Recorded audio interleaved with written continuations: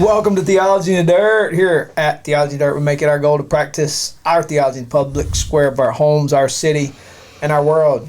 Check out links to the podcast, sermon notes, and merch at theologyinthedirt.com. My name is Mitch Jolly. I'm Chris Hayes. Johnny P. Let's shake and bake. Shake and bake. Shake and bake. Shake and then bake. Shake and bake. Shake and bake. It's shake and bake time. Shake and bake, buddy. Shake it before you bake it. All right. We are back with our series, What You Talking About Jesus? Well, not back. We did it last week too, but continuing on because it's good to be back. So many things. Yeah, Johnny P is back. Johnny P. Decided to grace us with his presence today. Thank you, John. You're welcome. Showing up to work. No, we this is our series. We've been kind of going through either misunderstood passages or confusing passages that we have to look at and say, what you talking about, Jesus? And today we're looking at one of the most misunderstood stories in the Old Testament. So the popular version usually sounds something like this. Some little kids made fun of Elisha for being bald. Elisha got angry, cursed him, and God sent bears to kill 42 children. Now, if that's what happened, we have some serious questions, but that's not really a good representation of the text. So here's the passage we're going to be looking at. It's from 2 Kings 2:23-25. Before I read that, shout out to Scott for sending this to us. Good to know people are reading their Bibles and have some questions. So shout out to one of our listeners, watchers. That still sounds weird to say watchers, so we'll just stick with listeners. And he did. And he did have he had somebody, like what he shared with me. Somebody has already done some digging on the language here, and said, "Hey, man, this is one for y'all to talk about." Yeah, that's cool. And so I appreciate our folks taking a look. Yeah, not many stories about bears. So anytime you get wild animals involved, it's usually a good topic of conversation. So here's 2 Kings 2:23-25.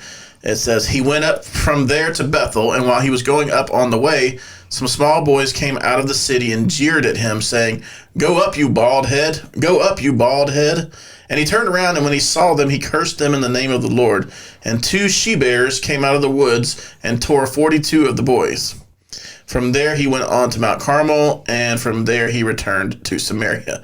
So leave it up to the Bible to give us some pretty massive sentences here and go, and then just that's all. No other things. So this passage is more concerned with covenant rebellion, prophetic authority, God's holiness. There's a lot going on here more than it is with actual baldness. But we wanted to jump in and so let's start, Mitch. We'll start with you. Before we kind of get into the bears, what's happening here in 2 Kings? Well, there's a lot of things happening here that I think you have to pay attention to. In the beginning of the chapter, you got Elijah, and Elijah is taken away. Mm-hmm. He doesn't die. The Lord takes him, and Elisha is his protege, and Elijah has told him that if you see me taken away, you will have a portion of this spirit that's on me be on you. And I'm going really fast through that encounter. And so on their way, Elijah is taken away by the Lord, and Elisha sees him. And he receives the empowerment of the Lord that was on Elijah. And then he has an encounter with some fellas. And then he leaves from that area and goes up to Bethel. Mm-hmm. And so Bethel is important because you guys know what's at Bethel. Mm-hmm. Yeah, that's one of our questions. Okay, so we're going to get to that. All right, so we'll hold on to that. So there's an issue with where he's going. And then there's the small boys. You got a question about small boys. That's a topic. So are these children? What is the go up? Go up, you bald head. What does that mean, go up? Go up where? Like, is this a location or an event? What do you mean go up? I think bald head is kind of not irrelevant, but it's down the line to greater things. Is he bald? I guess, maybe. But I think it's sort of secondary, third dairy, fourth dairy, fifth dairy to what's going on. So I don't think the fact that they called him Baldy has really anything to do with the story.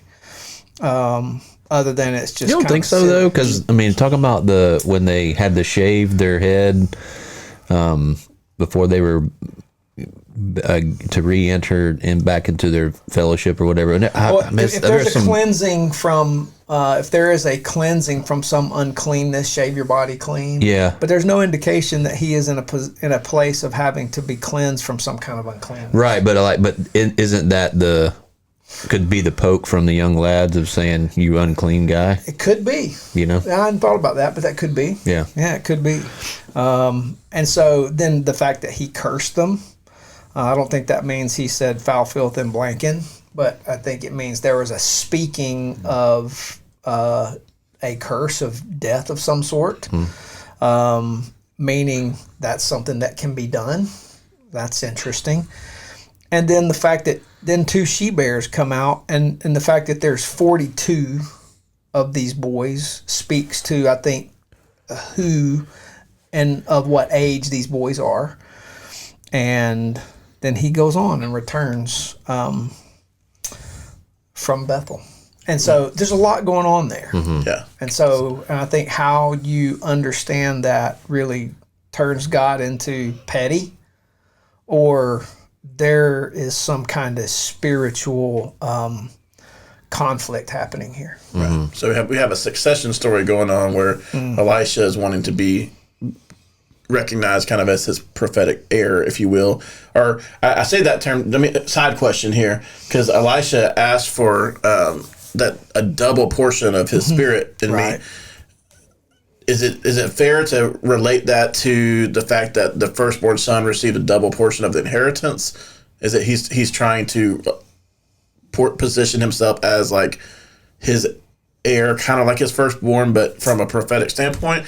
Or do you think that's not as big of a deal? I don't think he's asking to make him twice as good as Elijah. That's a great question. I'm not exactly sure. That was a random question I had just in looking back on that. That's a really good question. I didn't actually think about that very much. Why did he ask for a double portion? I guess I would have assumed Elisha loves the Lord and he loves the man he has been serving and who has been mentoring him, and he wants to serve the Lord, and it feels maybe like this, I want as much or more of what God has given you to serve him. And so it's like maybe a statement about his zeal, but maybe there is a component of him seeing himself as a spiritual son, and I want the inheritance of the ministry, not in a selfish way. I want it, but in a, man, I want to be able to pick up where you left off and do it in this manner. Could be. Yeah, it feels more of like it's a respect. I acknowledge the impact you've had, and I'm not that worthy. Maybe I need twice as much of your blessing. I don't know. I just was curious. Sure. What I think an interesting thing in this is the fact that they're the sons of the prophets. Like there's this, and I don't know that means like when you take a look at the word sons, you're looking at the word bene. It's the same word, bene Elohim, sons of God. And so there's a sense in which these may not be physical descent sons, but spiritual sons who have subjected themselves under the leadership of these men of God, and they have come together. And frankly, in some circles, this is the source of the idea of an order of monks. And so Jesus had sons, the 12, who subjected themselves to his leadership, and so they became his guys. They were his disciples. He was their leader. And this is kind of similar here. So the sons of the prophets. And so you have this leader. I'm going to subject myself to you. I'm going to learn from you. I'm going to follow in your footsteps. And so it could be that sense. And Elisha was one of the sons of the prophets and said, I'm compelled to follow in your footsteps and do what you've been doing for the sake of the name of the Lord. So yeah, absolutely. Well, let's answer this question. We're going to talk about who were these little children mentioned. I know last week's episode hinged a lot on a translation issue, and I don't know if that's what's going on here. Basically, the ESV refers to them as some small boys. The King James famously says little children. The Hebrew noun is na'ar, if I'm saying that right, N-A-apostrophe-A-R, which has a very broad range semantically. So it can refer to a child, but it can also refer to adolescents, young men, servants, and even adults, because they use the same term to describe individuals who are old enough for things like military activity and marriage, which was younger back then. So it could be teenager, but I don't think we're required to assume these. We're talking about like toddlers or kindergartners here. Yeah. Well, the word is got the Hebrew ending, the plural ending, which is the im. So there be nirim. So you could say ne'arim, or so ne'ar. But the im means they're many. Ne'arim, ketanim, is that? Well, the word before them, ketanim, is a word that also is plural. It means small or young, can mean small or young. And then the boys. Was it say that word again?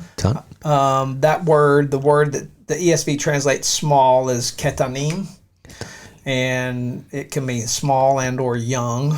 And then the word that that modifies the next word, which is boys, which is the noun, and it can mean adolescent, attendant, young man. Is there any connection to tanim?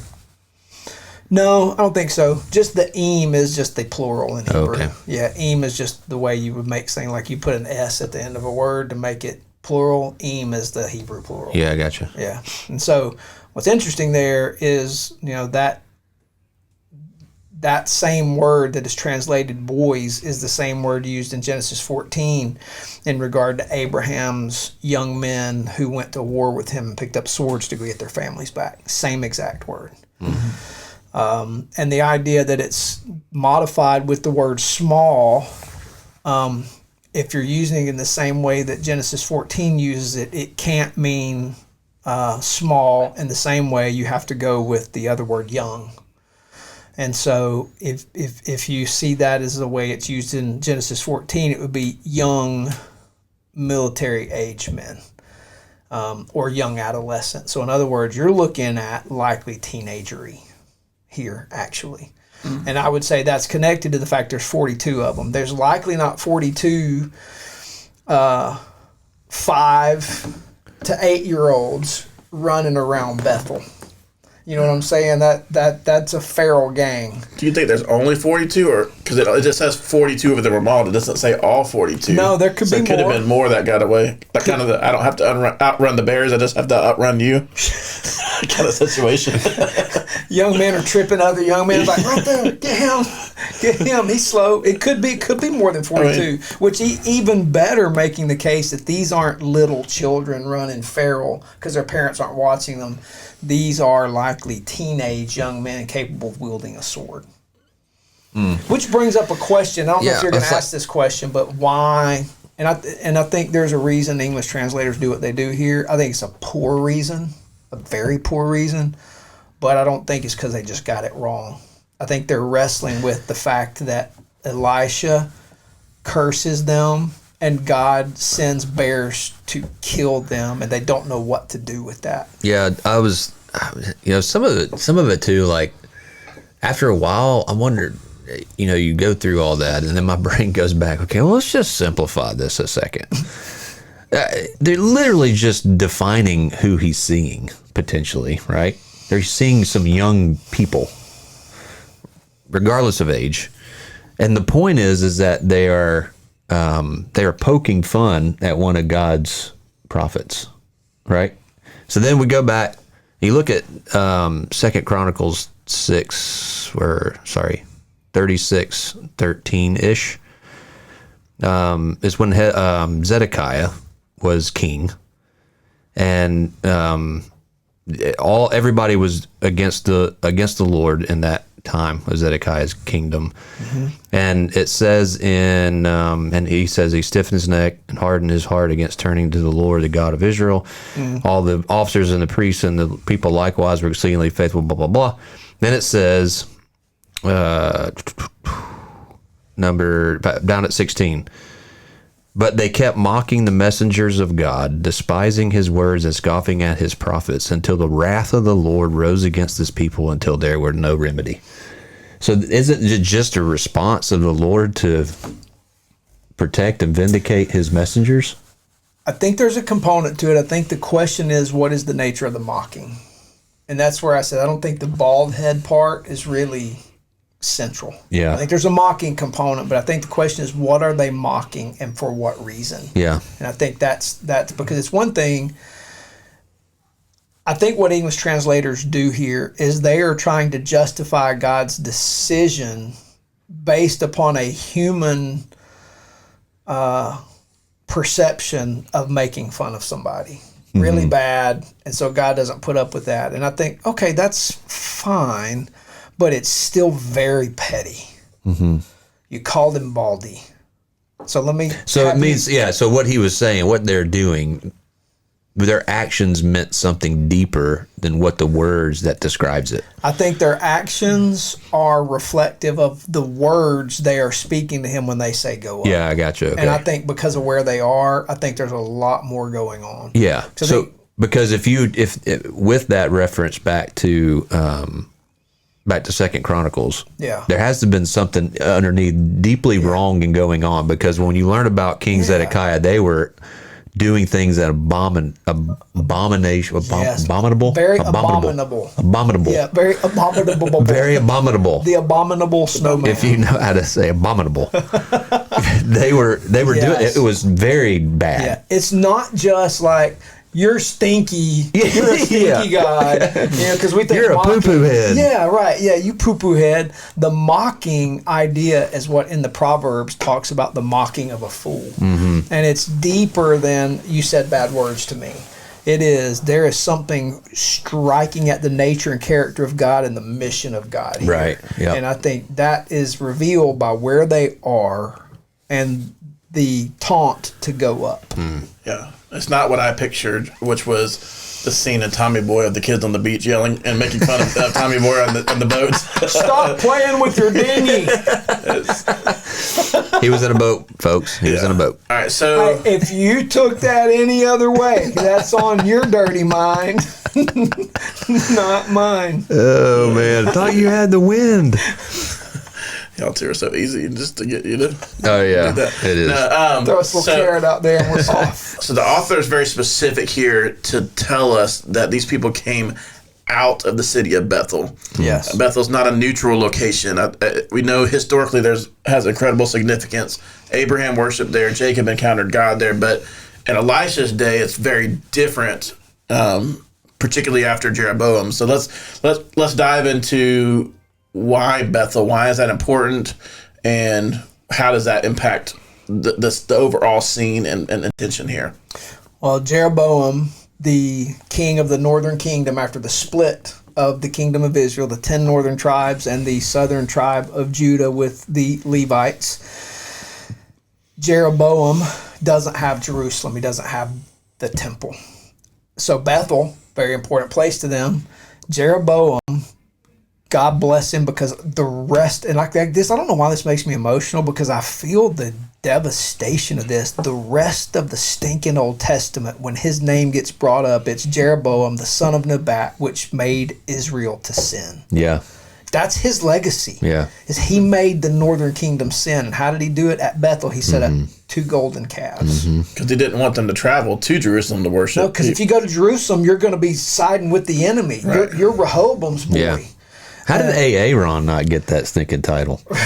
Right, yeah. How did Aaron? Well, Aaron, remember, they're not counted.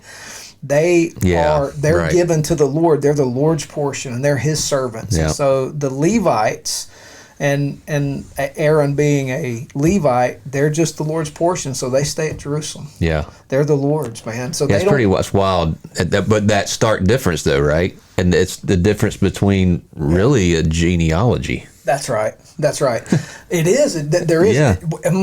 So we could go down a whole different rabbit hole. You have. That's exactly right. What you have here is you have drafted from the people of God onto Team Serpent Dragon. This is the genealogy. They have been drafted onto the team as members of God's team. Yeah. And this is devastatingly horrible. Like they could have stayed faithful and loyal, but at this moment, Jeroboam leads them to worship a false god. Yeah. Made visible in 2 golden calves. And that's a stumbling block for them from the rest of their existence until the Assyrians invade and take them all over the known world. And of which the 10 northern tribes after the Assyrian conquest don't show up again historically. Yeah. Because when they come back, when Judah's taken captive in 586, the only people that come back in Ezra and Nehemiah are Judah. Man, it just hit me. It was like that, Bethel, they're in the city worshiping these 2 golden calves. These kids come out of Bethel, the city. That's the abomination. Which is why God did what he did. That's right. Based off of the when he cursed them. And I would say right here is probably a parallel to the first part of the chapter, the sons of the prophets following the prophet of Yahweh. These young teenage men are likely sons of the prophets of the 2 golden calves. Yeah, right. So you've got, that's why they're not children. Yeah. That's also because the fact that there's that many of them that are free from their parents, so they're not children. They're likely young men, and they are sons of the prophets. So you have 2 competing worldviews, 2 competing religious systems. Which is okay. So then that goes back to 2 Chronicles. It does align with Zedekiah's kingdom, right? This is what mocking really is. Yeah, it's going against God, right? This isn't poo-poo head. This is like, no, there's a rival to you, there's an equal to you, and it's right here in Bethel. Doing things abominably. Very much so. Yeah. That's right. And what do we know about the previous golden calf we're aware of all the way back in Exodus? Aaron makes the golden calf, and Moses is coming down. Here's the music. Here's the party. They're sexually immoral. They are doing the sexual deeds of Genesis 6 in the camp around the golden calf. And there's a reason Jeroboam did what he did. Yeah. He's been drafted onto the serpent because you remember Jeroboam, when it was prophesied he would be a king over Israel, he was sent to Egypt. Yeah. Where do you think you learned this stuff? Yeah, right. In Egypt. And so when he comes back after the splitting of the kingdom, Rehoboam being a fool, the kingdom is split, and Jeroboam takes his religious training in Egypt, and he is drafted onto the wrong team. Man, that's crazy. And here are his prophets coming out, confronting the prophet of Yahweh. Yeah. And so you've got a power dynamic happening here. Absolutely, yeah. And that makes more sense now. it does. It's not like, well, God's not petty. Yeah, well, he's not children. just right, exactly. Yeah. It means a lot more. It does. Yeah. It really does. And I think a side note here, just because I get very frustrated as a Bible translator, I'm bringing some stuff from the house to make room because I got to get rid of some stuff. But I brought my Hebrew notebook to put on my shelf, and I was going through some of my early translation stuff, and it struck me as like my early translations were horrible. I made like low B's on all those, and so I took some pictures and sent them to my guys and said, "Look, just want you to know, do you trust You're my following translation?" a solid B+ guy. Dude, there you go. You're following a solid. I got up into the A's. I finally made it. These were early translations. But they were bad. They were bad, and because it just made me laugh, going, "Oh my gosh!" And so That's human. That's humbling. it is. It's humbling. You're like, man, I sucked it up. Early on, I learned, but this was early on. But I was showing them pictures of and sent them kind of haha funny. But you're coming back and translation matters. That's why I take it seriously. Looking at that work and going, there's a reason English translators do what they do, and sometimes it's really frustrating because I think the context tells you how you probably should translate this, but for some reason there is this aversion in English translations to just let context dictate what a text is. So there's a worldview present here, and again, that doesn't nullify what we have. I don't want anybody to hear this and go, "Oh my gosh, I can't trust my Bible." You can trust it. Yeah. But those translators are also expecting you to do your work. Yeah. They're not going to do your work for you. They are expecting you to read the whole thing, and they're going with kind of what's safe, and trusting the Holy Spirit in you to get that work done. And I understand what they're thinking. They're being very respectful of the text, but I think you could do a little better job right here. Man, I think you can really, because when you read stuff like this, and it again goes back to, man, the way that reads is counter to what I know who God is. Yes, that's right.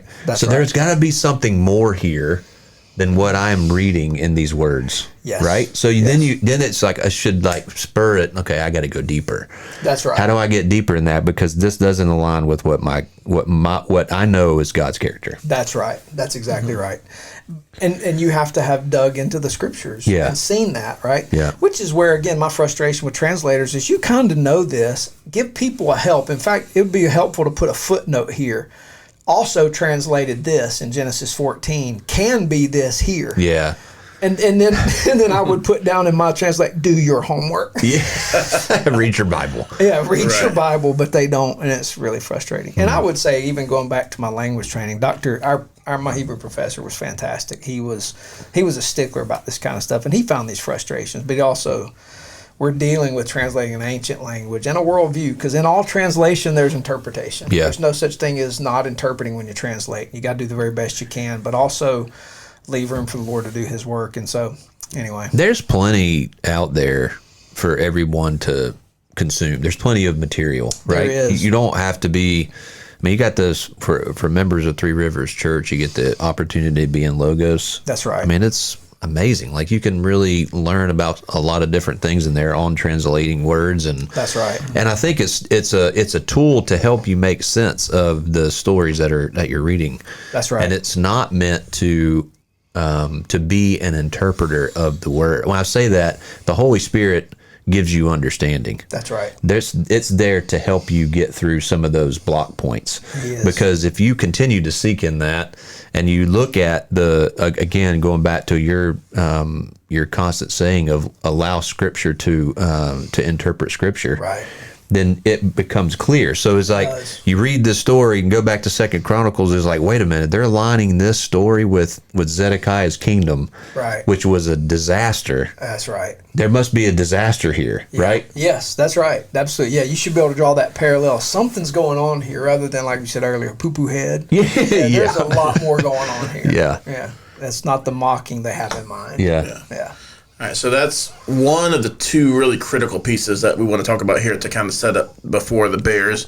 Obviously, they don't emerge out of nowhere. They're coming from Bethel. They've been immersed in a culture that has this institutionalized rebellion against the Lord. Their contempt for God is pouring out through their contempt for His prophets. Mm-hmm. And so, I mean, even Hosea mockingly calls Bethel Bethaven later on, meaning house of wickedness, house of nothingness. So we understanding that is a critical component here. The second one is, and this leads to our next question, is what does go up bald head actually mean? And I think this is where we get into, I don't really think the part about his hair is essential, because when we actually look at the Hebrew translation for go up, it's the same word that's already appeared earlier in the chapter when Elijah went up. Same exact verb here, meaning that they are literally mocking. Why don't you just do it like Elijah? Why don't your God just send you up there? Is what they're saying. They're not. It's not like, hey, they're not dropping out like an F-bomb here. No, get out of here. They're literally mocking that, and so let's hit on that, because I think that's the crucial piece more so than you're a bald head. I almost feel like it's like a contention with Elijah and the prophets of Baal. There's this contest. Mm-hmm. If your God is God, or Yahweh is God, let's find out. Mm-hmm. If He is God, let's worship Him. If Baal is God, let's worship Baal. But if Yahweh is God, let's worship Yahweh. So I have this contest. And so part of me wonders if that contest isn't sitting in the background here of these young prophets of these golden calves coming out and go, all right, if Yahweh is God, why don't you go up like your servant? Do something like your servant did. He disappeared. Why don't you call on the Lord and let Him take you up? So why don't you go up? And it's like, prove yourself now. And God in that instance with Elijah and the prophets of Baal honored His name. But in this instance, the taunting for God to do it at the hands of pagans versus Elijah being called by the Lord to do it are two very different things. Mm-hmm. So you got these pagans coming out going, well, if He's God, be like your servant and go up. And He doesn't play the game. So I think they're I think God wins. He sent bears. Yeah, he sent bears. Yeah, it was like, okay, there's the proof. Yeah. You want proof? Well, it's not going to be what you thought. Yeah, sorry, buddy. It's almost like, this is not going to be the best like analogy, but you think about like big time sports guys, like Michael Jordan, for instance, and you got Kobe coming, everybody's calling him the next Jordan. It's almost like how much taunting he was getting. Well, if you're the next Jordan, then you should be able to do this and do that. To me, it's almost like, okay, you're the next guy, but you're probably not as powerful as Elijah was, and they're still feeling that defeat from Elijah. So it's like they're almost like, there's no way that you're going to be able to do the same. So I want you to go. Why don't you prove it, kind of thing. That's pretty wild, because that's such a good point, because really in the middle of that, Elisha is feeling like he's being made fun of, but in turn, they're actually making fun of Elisha's God, right? Yeah. So there's an alignment there between so. Elisha and God, right? I think so, absolutely, 100%. Yeah. I think it's so. probably both, too, because they were just so publicly scorned by not only Yahweh, but the other prophet. Yeah. So it's like you now you're on that team, and so and we can't see Yahweh. Yeah. So you're the guy that's going to get it, and you're walking towards our city.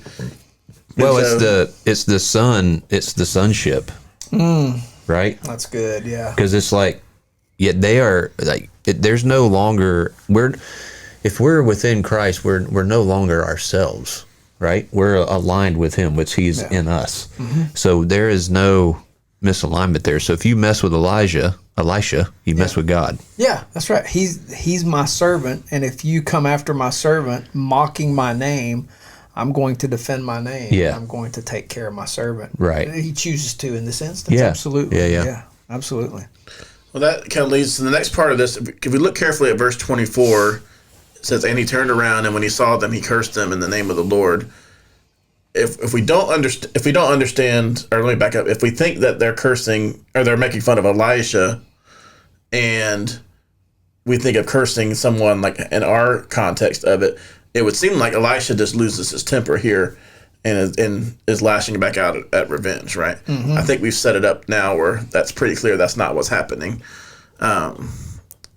because he doesn't just say, "Hey, you hurt my feelings," or "Don't mess with me." He curses them, which is he's doing that in the name of Yahweh here. Yeah. And so that's an important piece.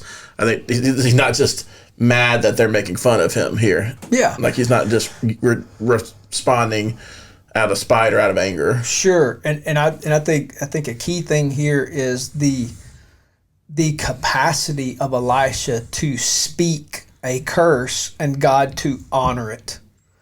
I think that's significant here, because I think it teaches us something about imprecatory prayer. And I know that's weird for a lot of us Christians, because we read the Psalms and you read some of these prayers that are, "Lord, those enemies who continue to plow furrows on our backs, God, break their teeth."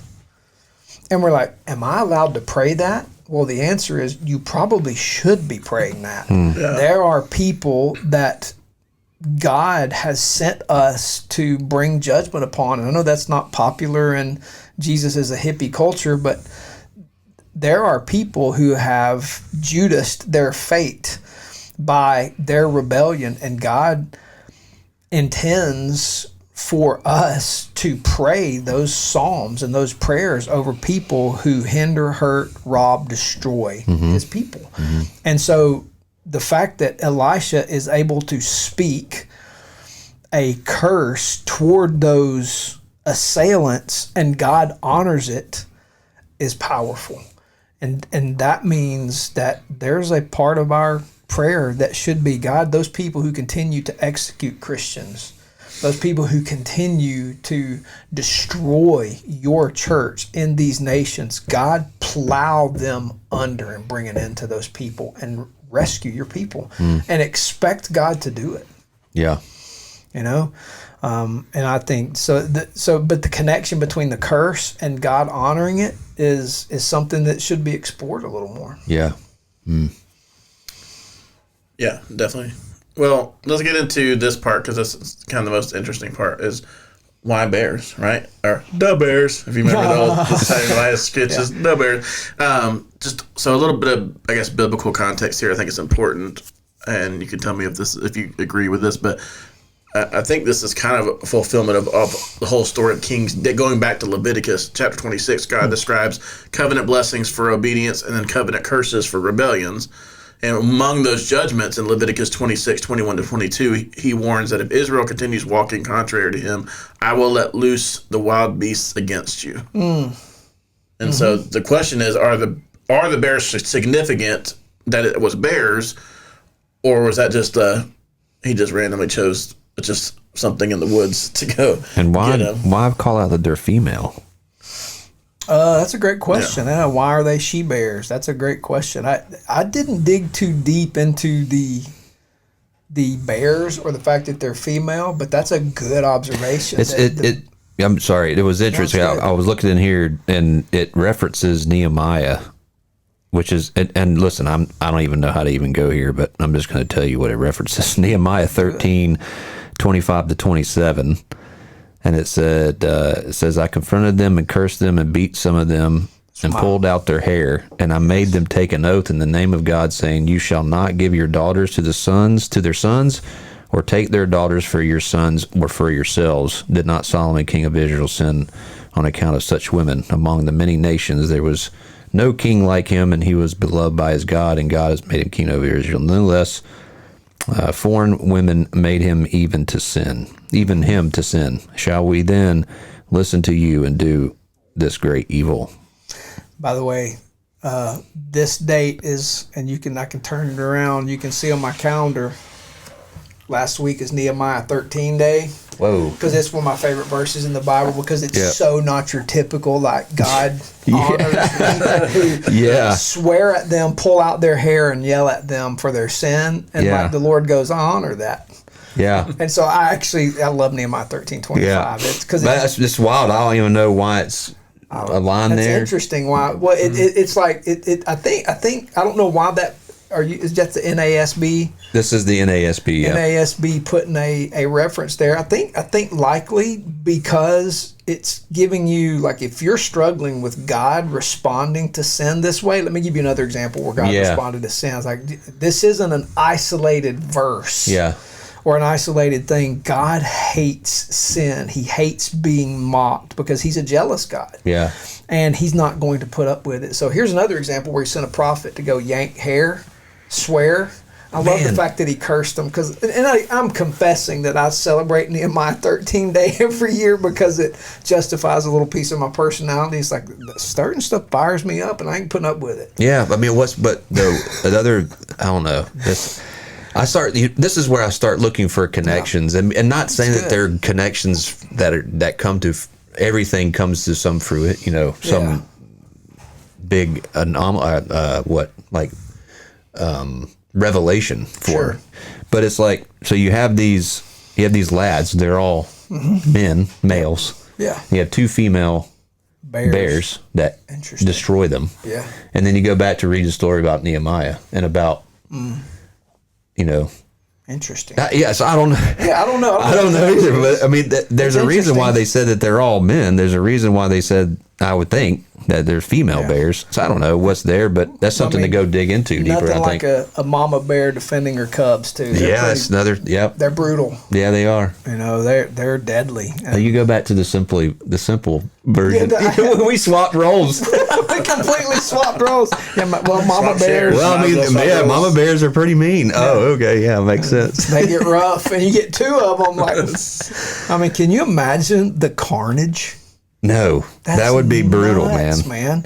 But Chris, I think it's a good observation, and the blessings and the curses that God raised up. This is an example of him keeping his word about judging rebellion. And just kind of side note, I don't know that northern Israel is known for its bear population and hasn't been for I don't know how long, but the fact that it was so forested, and when you look at when Solomon built the temple, he sourced a lot of that material from the north.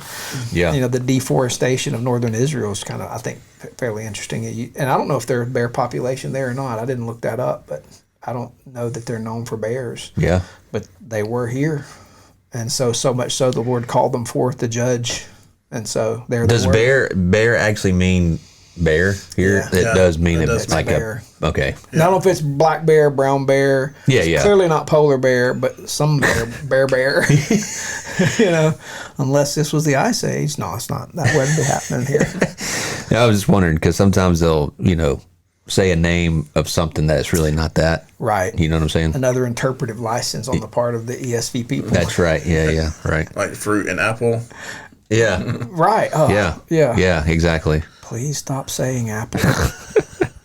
Yeah. Well, and then the question becomes, well, did the bears kill the 42 people? Because if we look actually at the Hebrew verb here, where it says they mauled 42, it means to split, tear, rip, or break open. So there's obviously it indicates some severe violence here, but does it say that they were killed? I think we could probably assume some were, but I don't know if that's interesting or important or not. But I think it's Split, cleave, or force a breach. So, Right. So tore up is what. well, that's what if you've seen, ESV what's the Leonardo DiCaprio movie? the Revenant. Revenant. Ooh, Dude, gosh. That's Yes, a true that story. scene You is know, brutal. that's a Oh true yeah, story. yeah, right. And so, like, he survived, Yeah. but it was rough. Yeah, I mean, so he got tore up. He got tore.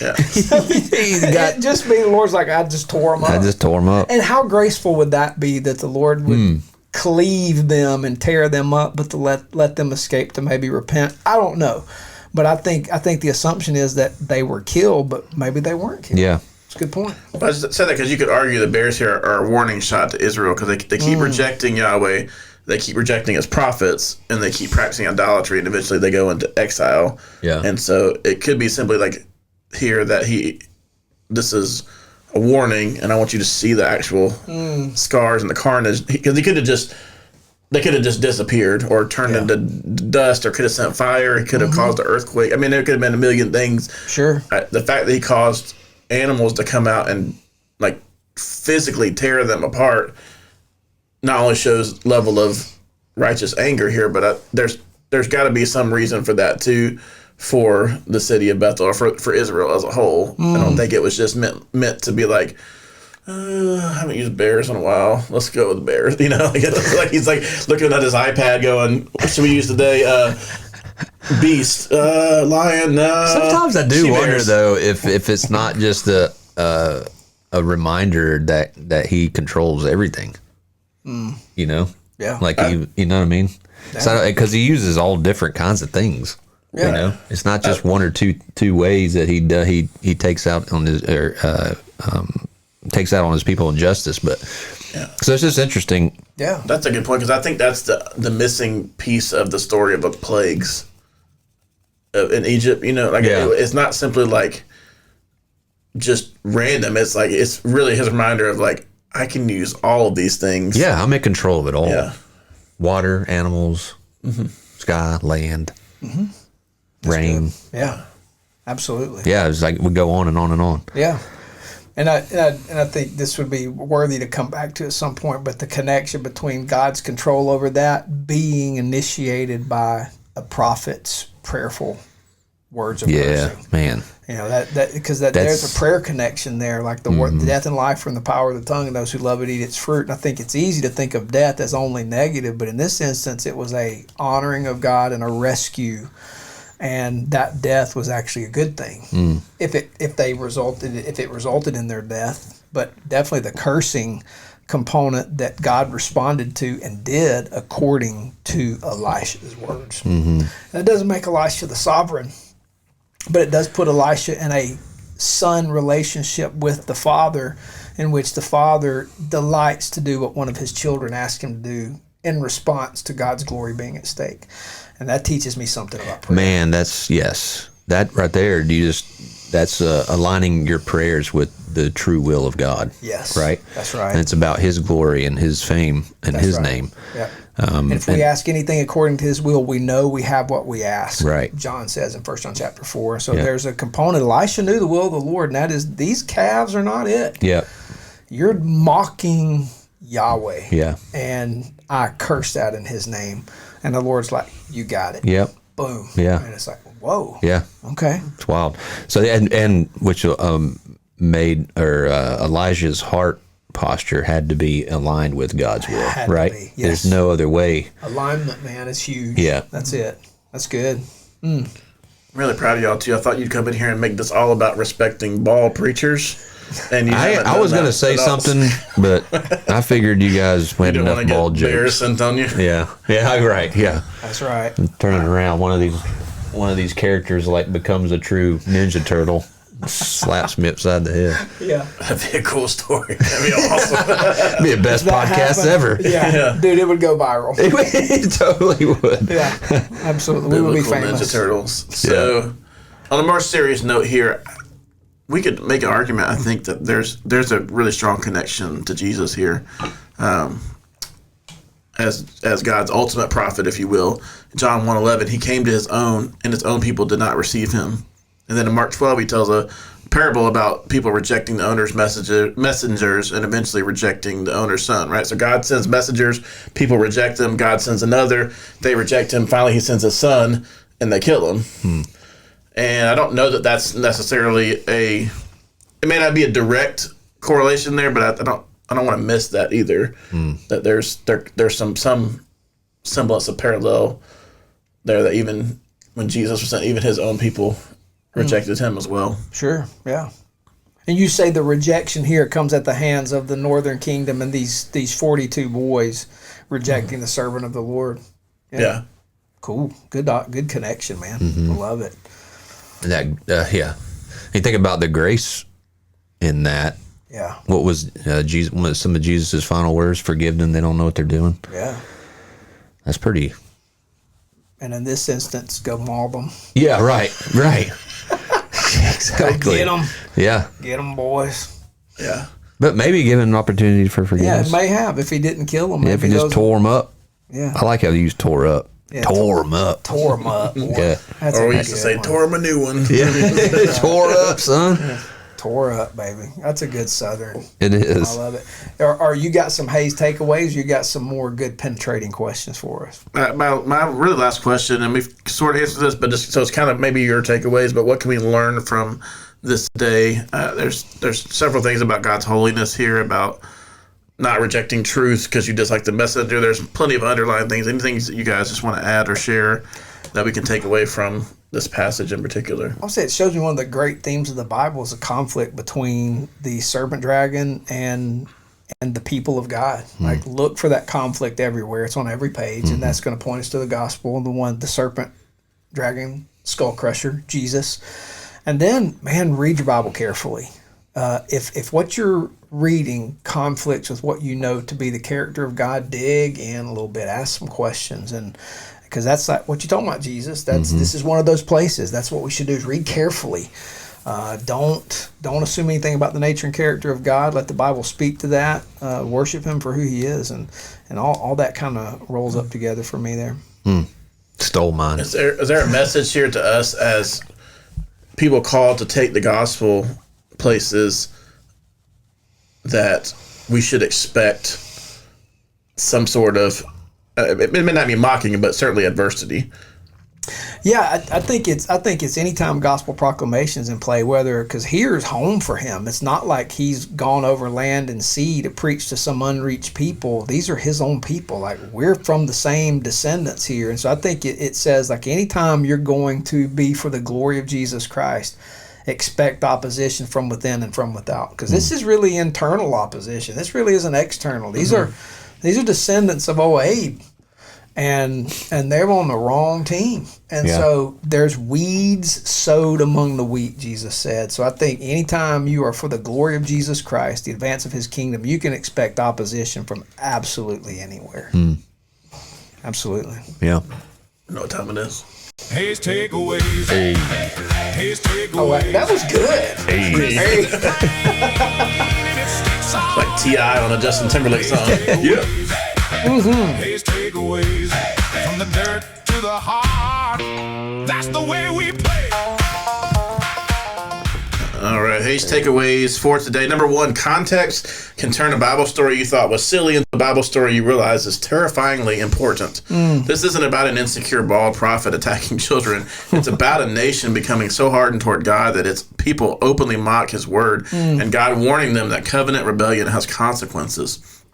Number two, you can live in Bethel and still be nowhere near God. Bethel meant house of God, yet it became a center of idolatry. So religious language, church attendance, Christian culture, and spiritual heritage cannot substitute for actual faithfulness to God. Number three, be careful when you find yourself consistently mocking, dismissing, or explaining away God's word because you don't like what it says. The youths weren't merely rejecting Elisha's hairstyle, they were rejecting what Elisha represented. Spiritual rebellion often disguises itself as contempt for the messenger when the real problem is hostility toward the message. Number four, God's judgment is not evidence that he has stopped being good. It is evidence that rebellion actually matters. We want a God who confronts evil until his holiness confronts our evil. And Scripture refuses to give us a God who condemns everyone else's rebellion while politely overlooking ours. Finally, number five, the bears should ultimately make us look toward the cross. Leviticus warned Israel about covenant curses. Bethel experienced a terrifying glimpse of those consequences.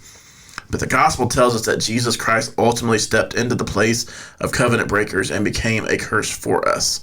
So the deepest question from 2 Kings 2 isn't, why were those people judged? The gospel eventually leads us to ask, why was Christ willing to feel the weight of judgment for people like us?